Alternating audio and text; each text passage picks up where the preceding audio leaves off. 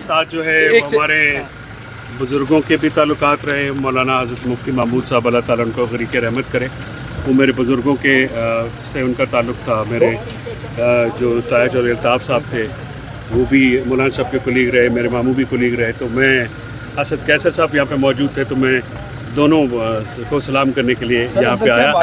अडियाला से सीधे इधर आ गए जी, मैं अडियाला से ही शाम को आता हूँ। और कहाँ से आता हूँ? अच्छा फैसल चौधरी साहब, ये बताइएगा तहरीक इंसाफ मौलाना फजल रहमान साहब के बारे में या चेयरमैन PTI यानी खान साहब क्या सोच रखते हैं? देखिए, दोनों की सोच, मेरा क्योंकि ये एक पोजीशन नहीं है, ये सियासी जो अहबाब हैं दोनों पार्टियों के, वही आपसे इंटरेक्ट करेंगे इस मामले पे। लेकिन दोनों का पॉजिटिव सोच है और मौलाना साहब का एक रोल रहा है मौजूदा, उसको हम बतौर वकील जो है वो भी अप्रिशिएट करते हैं, बतौर बार मेंबर भी मैं अप्रिशिएट करता हूँ कि उन्होंने जो एंगेजमेंट का एक किया है। एक अनअनाउंस सेंसरशिप खान साहब की जो जेल में जर्नलिस्ट के साथ गुफ्तगू होती है उस पर लगा दी गई है, ना वो मीडिया रिपोर्ट कर रहा है, एयर नहीं हो रही और उसकी खबरें भी नहीं छप रही, जिसके ऊपर मैंने तमाम ब्यूरो चीफ्स को और मैंने एक लेटर ऑफ रिक्वेस्ट लिखा है। देखिए, आर्टिकल 19A के तहत ये अवाम का हक है कि इमरान खान साहब की गुफ्तगू उन तक पहुँचे, क्योंकि वो बहुत ज़्यादा एक लार्जेस्ट सेगमेंट ऑफ पाकिस्तान की जो पॉपुलस है उसको वो रिप्रेजेंट करते हैं। तो उनके ऊपर आप लोगों के से भी मेरी रिक्वेस्ट होगी और आपके चैनल से या आपके जो ज़िम्मेदारान हैं उनसे मेरी ये रिक्वेस्ट होगी कि देखिए, ये अनअनाउंस सेंसरशिप जो है ये जमहूरियत के लिए भी ज़हर कातिल है और ये रूल ऑफ लॉ की भी खिलाफ वर्जी है, आइन की भी खिलाफ वर्जी है। तो इसके लिए आप सब अपनी आवाज़ उठाइए। आईनी बेंच बन गया मीनुद्दीन साहब की सरबराही में, इस पर आप लोगों का बतौर PTI लॉयर क्या रिएक्शन है? देखिए, PTI लॉयर का इलेक्शन तो PTI करेंगे, लेकिन 26वीं तरमीम को हमारी बार्स हैं और हम वकला ने रिजेक्ट किया है।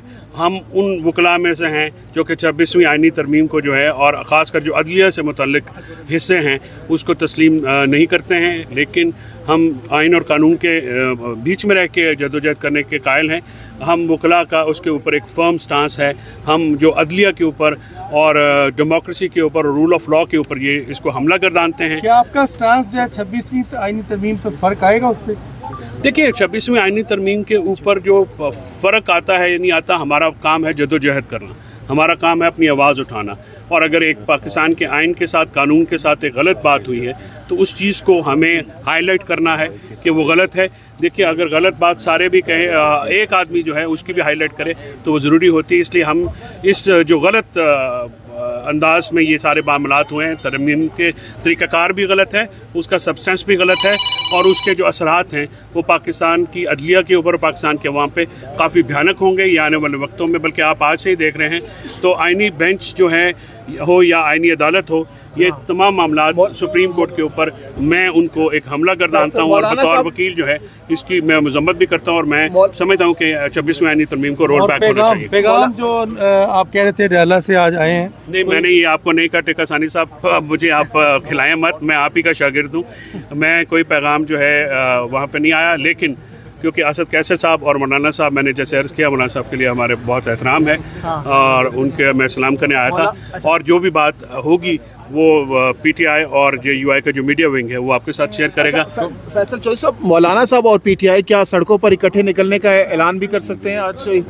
देखिए, ये बातें तो अभी जो हैं दूरस ज़रा है, उसमें देखने की बात है। लेकिन जो मैं महसूस ये होता है कि दोनों जमातों का मौक़िफ़ जो है वो काफ़ी करीब है। तरीक़ेकार पे शायद इख्तलाफात हैं, तो वो उनकी सियासी जो विंग्स हैं वो एक दूसरे के साथ अगर बात करना शुरू कर देंगे तो शायद वो भी रिजॉल्व। फैसल चौधरी साहब, कल होने वाली लेजिस्लेशन जो हुई है उस पर खान साहब से आपकी मुलाकात हुई है, क्या बातचीत है, उनका स्टांस क्या था? देखिए, मैं वो बता चुका हूँ, खान साहब ने जो कल होने वाली लेजिस्लेशन है, जो एक्सटेंशन है या उस 26वीं आइनी तरमीम है, उनको यकसर मुस्तरद किया है और उन्होंने इसको जमहूरियत का, रूल ऑफ लॉ का और इंडिपेंडेंस ऑफ जुडिशरी का कत्ल करार दिया है। और उसमें उन्होंने ये कहा है कि ये तरमीम जो है हम एक्सेप्ट नहीं कर सकते, क्योंकि इनको एक्सेप्ट करने का मकसद ये है। पाकिस्तान तहरीक इंसाफ को कोई एहतजाज के हवाले से उन्होंने आपको कहा कि करनी है, सड़कों पे आना, इस हवाले से ये उसमें मैं वो मैसेज भी दे चुका हूँ। उन्होंने पार्टी को ये मैसेज भेजा है कि पुरअमन एहतजाज जो है वो हमारा हक है और अगर इन तरमीम को हमने तस्लीम किया तो फिर पाकिस्तान की अवाम जो है वो चींटियों की तरह जो है वो जिएगी और ये डंडे के ज़ोर के ऊपर जो है कब्ज़ा माफिया, एक्सटेंशन माफिया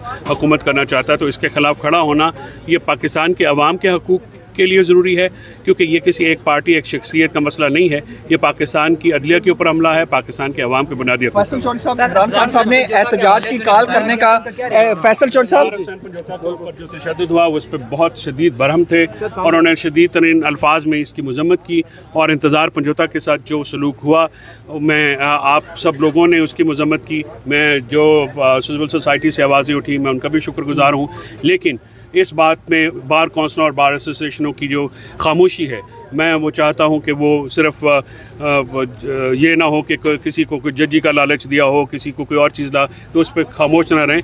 ये एक इंसानी मसला है, किसी को जबरी गुमशुदा करके उस पर तशद्दुद करके और इस हालात में लाना, ये इंतहाई ज़्यादती की बात है। इंतज़ार पंजोता के ऊपर किसी किस्म का कोई जो है वो चार्ज नहीं है, ना उन्होंने कोई जुर्म किया है, ना ही उन्होंने किसी कानून की खिलाफ वर्जी की है। तो इंतज़ार के साथ होने वाले सलूक की भरपूर मजम्मत भी की है खान साहब ने, और इंतज़ार पंजोता के साथ जिस तरह का सलूक रखा गया है, उससे पहले हमारे सोशल मीडिया एक्टिविस्ट उनको उठाया गया, अज़हर मशवानी साहब के भाई हैं, अहमद जंजुआ साहब हैं, या शहजाद अकबर के भाई हैं, और शहबाज गिल से लेके अभी तक जो ये मामला चल रहे हैं, इनको रुकना चाहिए। और मैं पाकिस्तान की जो सिविल सोसाइटी है और पाकिस्तान की ह्यूमन राइट्स जो तंजीमें हैं, उनसे भी ये गुजारिश करता हूँ। और आप मीडिया का खान साहब ने कोई फवाद चौधरी के हवाले से, उनकी वापसी के हवाले से कोई बातचीत की है? फवाद चौधरी के हवाले से फैसल चौधरी साहब बताइएगा, इमरान खान साहब ने जो आपने कहा तहरीक इंसाफ को आपने पैगाम दिया है पुरअमन एहतजाज का, खान साहब ने कहाँ एहतजाज करने का कहा है? डी चौक का है, किस जगह का है? केपी का है? पॉलिटिकल पार्टी जो है, पॉलिटिकल कमेटी है, वो डिसाइड करती है और वही डिसाइड करके आपको इन्फॉर्म भी करें। तो फवाद चौधरी के हवाले से क्या कहा? मुलाकात है मौलाना फजल रहमान से, वो उनमें क्या क्या एजेंडा था आपका, नुकात क्या क्या थे? जो मेरा एजेंडा सिर्फ सलाम करना था। चौधरी साहब ये बताएं कि आज जो जुडिशल कमीशन का इजलास हुआ है, और ये अफसोसनाक नहीं है कि हुकूमत और अपोजिशन में जो है तकसीम हो गए जजेस, या ये तासुर है या वाकई जजेस तकसीम? देखिए, अगर इस किस्म की तरमीम आएगी तो जाहिर है फिर तकसीम तो होगी, और यही एक इदारे के लिए जहर कातिल होता है। देखिए, ये इदारे पब्लिक के हैं, या हम आपके हैं, हमारे हैं, अवाम के हैं। ये इदारे मजबूत होंगे तो पाकिस्तान मजबूत होगा। अगर पाकिस्तान के इदारे कमज़ोर होंगे तो फिर हम सब कमज़ोर होंगे। इदारों को मजबूत करना चाहिए, लेकिन जिस तरह से जो एपेक्स कोर्ट है, सुप्रीम कोर्ट है, जिस तरह से उसके ऊपर हमला किया गया है, वो इंतहाई नामुनासिब है, और जिस तरीके से किया गया है वो भी नामुनासिब है। इस तरह से तकसीम बढ़ेगी और तकसीम का नुकसान सिर्फ अवाम को होगा। और ये हुकूमत जो है, ये अपने जो एक जाली मैंडेट है उसको तहफ़्फ़ुज़ देने के लिए हर हद तक जाने को तैयार है। और इस के लिए देखा आपने कल जिस तरह से एक बुलडोज़ की गई एक लेजिस्लेटिव तरीक़ाकार को, ना उस पर बहस है, ना उस पर कोई तमीज़ है, ना मीडिया के साथ शेयर होती है, ना आइनी तरमीम भी रातों रात हो जाती है। तो ये तरीक़ाकार गलत है। इसको कोई भी काले कोट वाले तहफ़्फ़ुज़ करते थे आइन की हुक्मरानी का, तो हमें नहीं, इंशाअल्लाह वो काला कोट पहले भी आपको आइन का तहफ़्फ़ुज़ करते हुए नज़र आए।